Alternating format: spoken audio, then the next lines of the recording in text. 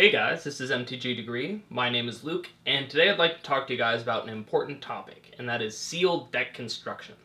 Especially around pre-release time, people get excited, so let's talk about some of the top mistakes that people tend to fall into without even knowing it with sealed deck construction. But before we begin, two disclaimers. One is that these are all really common mistakes, so if you found that you've made them in the past, don't feel bad about it. That's why you clicked on this link, so that you could get better and win more games.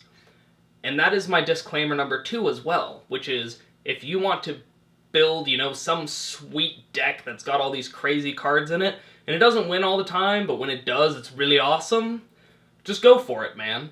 These are tips just for if you want the highest win percentage possible. So one of the first and easiest pieces of advice for you guys to follow is just to look at the spoilers. I know they're really exciting, and so you guys probably already look at them.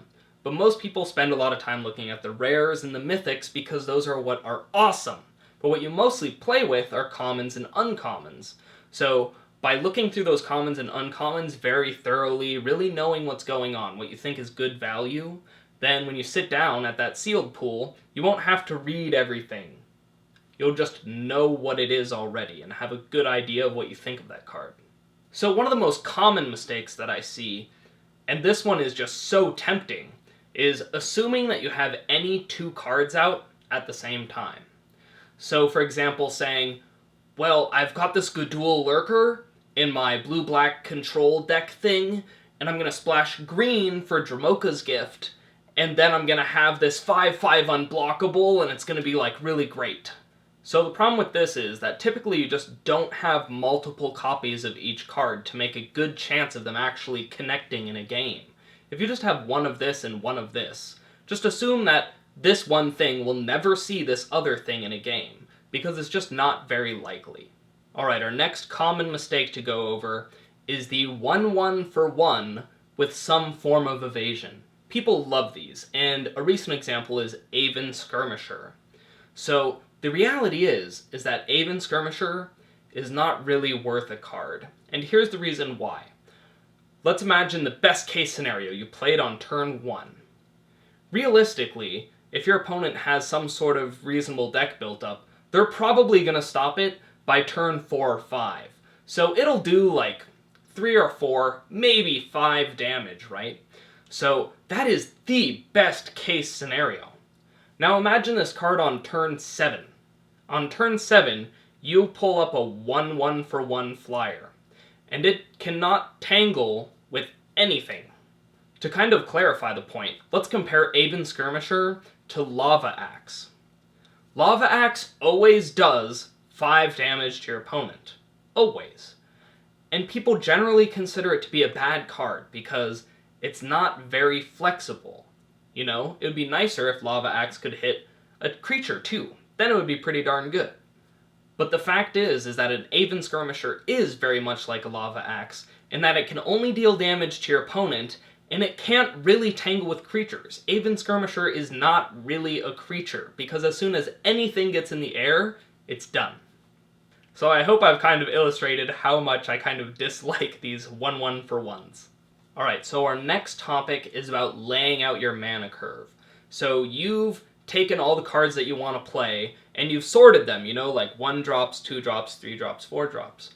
Well, something to do, really easy, next time you do that, think about where in the game am I really casting this? So let's say, for example, you have an ultimate price, it's technically a 2-drop. But really, you're probably going to try to connect it with one of their better creatures later in the game. So you might put that in the 6th or even 7th drop place. Another example of a card where the mana cost isn't really where you're going to play it is a lot of card draw spells, because they might be costed, 3, 4, 5, but you'd rather just be playing the creatures that you already have.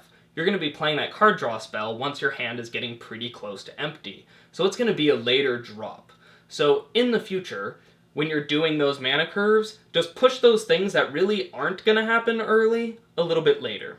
Alright, so this next one is kind of hard to actually follow, and the advice is, don't play more than 3 colors, with a main 2 and maybe a splash for a 3rd for something amazing. And the reason why is you just want your mana to be really consistent. I've seen a lot of people that had like really good, almost monocolored decks. And then maybe they needed just one color to give them a few more drops. And then as they considered their pool, it became a 4-color deck, maybe a 5-color deck. And so they took all the wonderful consistency that they really lucked out with, and they just made it completely inconsistent because it's a new set, and everyone's excited to play like all these sweet cards. But sometimes you just have to say, maybe this isn't the best idea for me. So try to keep your colors to 2 colors, and maybe a little splash for a third, and that as a general rule should serve you well. The next one is what I call too many sweet spells, and this is not having things that are creatures and removal. Those are the 2 big things that do things in Sealed. So when you have a bunch of cards that aren't doing those things, like maybe 3 or 4 card draw spells and a counter spell and all this kind of thing, eventually you're going to just start getting hands that are just card draw spells that you don't have enough mana for, and like a counter spell that feels really bad because they're beating you in the face with creatures and a counter spell can't stop it. So when you're thinking creatures, go like 15, 16 creatures and as many removal spells as you can fit in there, and that will typically actually make a pretty good Sealed deck. I have to admit that I do like having just one powerful card draw spell in most of my Sealed decks, like, the one of Treasure Cruise. So this next one is probably pretty contentious because I know so many people love doing this, and that is taking your Sealed pool and building an aggro deck. And I would say most of the time, this is the wrong thing to do. And the reason why is because you have 6 packs, only 6 packs, and when you open them, the converted mana cost of your best card in each pack is probably not going to be at the low end. It's going to be spread out, right? And so because it's spread out, all your best cards are spread out, if you want to play all of your best cards, which is kind of how you win, I mean there's skill and stuff, but definitely play your best cards, then you're going to be playing, a mid-range game. So when you take only your low drops, even if they're not that great, and put them all into a deck to make an aggro deck, then eventually people will start just playing, 4/4s against you, and 4/5s against you, and 6/6s against you, and you're still drawing 2/2s, and it just feels terrible. So if you really want to win, start embracing the mid-range in yourself, right? Now every once in a while you will open a crazy pool that just has all the haste creatures and all the awesome stuff, and in that case, just build that aggro deck and it's the right thing to do. But most of the time, your power is pretty spread out, so just go ahead and build that mid-rangey deck, and you will win a lot more games than if you just default to building aggro. This next one, if you're new, might be stretching your limits a little bit, and so if that's the case, just forget about it.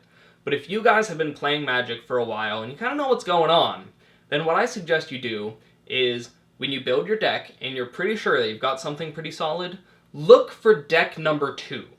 You might have a sweet red-white deck, but you might also have a sweet red-blue deck, or red-black deck, in which case, maybe that one deck is your best, the red-white, but that red-black deck might be really good against other strategies. So if you just take a look and then make a sideboard where they're all sleeved up already, and you can just switch out 20 cards, then you can make a big deck change that can really change your angle of attack on people. I think it's pretty fair to say that deck number 2 is probably one of the most least looked for things in your Sealed pool.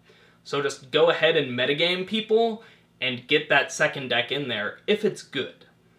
The last piece of advice is one that I could listen to more often, and that is to take the full deck building time.